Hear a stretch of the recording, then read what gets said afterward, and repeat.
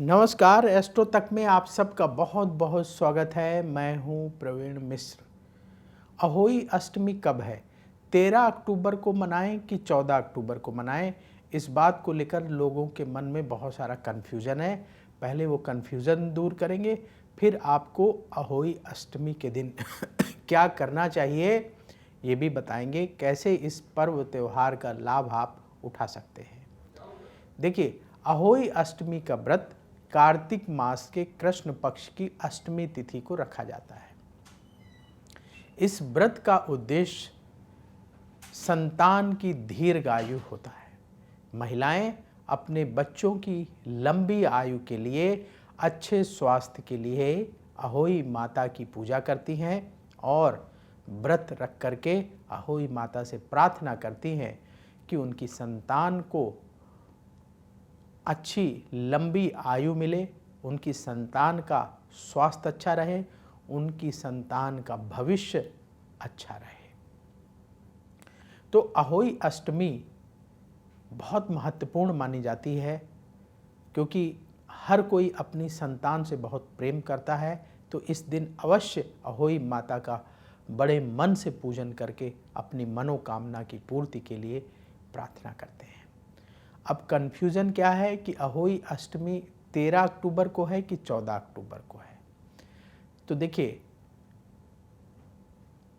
कार्तिक मास की अष्टमी तिथि इस बार शुरू होगी 13 अक्टूबर को देर रात 12:24 पर और समाप्त होगी 14 अक्टूबर को सुबह 11:09 पर। तो जो अहोई अष्टमी का पावन पर्व है वो 13 अक्टूबर को मनाया जाएगा। क्यों?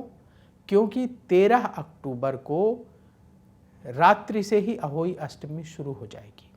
यानी जब 13 अक्टूबर लगेगी उसी रात से अहोई अष्टमी शुरू हो जाएगी और पूरा दिन 13 अक्टूबर को रहेगी और 13 अक्टूबर की रात में रहेगी, फिर 14 अक्टूबर की सुबह 11:09 पर समाप्त होगी। तो पूरा दिन 13 अक्टूबर को रहेगी, देर रात से शुरू होगी।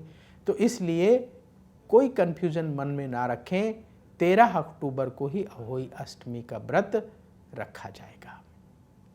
अब अहोई अष्टमी का आप कैसे पूजन करें, किन बातों का ख्याल रखें, ये भी जान लीजिए। देखिए, अहोई अष्टमी के दिन सुबह सुबह स्नान कर लें और स्वच्छ वस्त्र धारण करें।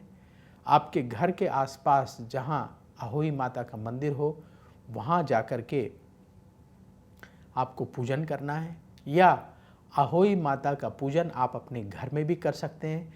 अहोई माता की तस्वीर ले आइए और एक चौकी में लाल कपड़ा बिछाकर अहोई माता की तस्वीर स्थापित कर दें। सामने एक दीपक जला दें, माता को पुष्प अर्पित करें, तिलक लगाएं, अक्षत अर्पित करें, फल मिठाई का भोग लगाएं और माँ अहोई माता की आप जो है आरती करें और प्रार्थना करें कि आपके संतान की आयु लंबी हो, स्वास्थ्य अच्छा रहे। इसके बाद शाम को तारा निकलने के बाद अर्घ देने की परंपरा है, तो अर्घ देना चाहिए और घर में जो आपने पकवान बनाए हैं वो अहोई माता को अर्पित करना चाहिए। और अंत में अपने घर के बड़े, जो उम्र में आपसे बड़े लोग हैं, उनका आशीर्वाद लेकर के व्रत का पारण करना चाहिए। तो इस तरीके से आप अहोई माता का पूजन कर सकते हैं। इसके साथ ही जो आपके परिवार में परंपरा है, जो आपके परिवार में नियम है, उन नियमों को मानते हुए भी अहोई अष्टमी के दिन आप व्रत रखें और पूजन करें। क्योंकि परंपरा हमारे परिवार की काफ़ी समय से चली आ रही होती है, तो हमारा फर्ज है कि हम उस परंपरा को निभाएं, उसके अनुसार पूजन करें। हमने एक सरल पूजा विधि बताई जिसका पालन हर कोई कर सकता है। बाकी आपको ध्यान ये रखना है कि आपके परिवार की जो परंपरा है उसके अनुसार आपको पूजन करना है। तो आप सबको अहोई माता का आशीर्वाद मिले, आपकी मनोकामनाएं पूर्ण हो, ऐसी हम अहोई माता से प्रार्थना करते हैं। देखते रहिए एस्ट्रो तक। मुझे दीजिए अनुमति। बोलिए अहोई माता की जय। अगर आप मुझसे जुड़ करके अपनी समस्याओं का समाधान चाहते हैं और चाहते हैं कि आपकी समस्याओं को ज्योतिष के माध्यम से सुलझाया जाए, तो आप हमसे संपर्क कर सकते हैं, जुड़ सकते हैं एस्ट्रो तक पर।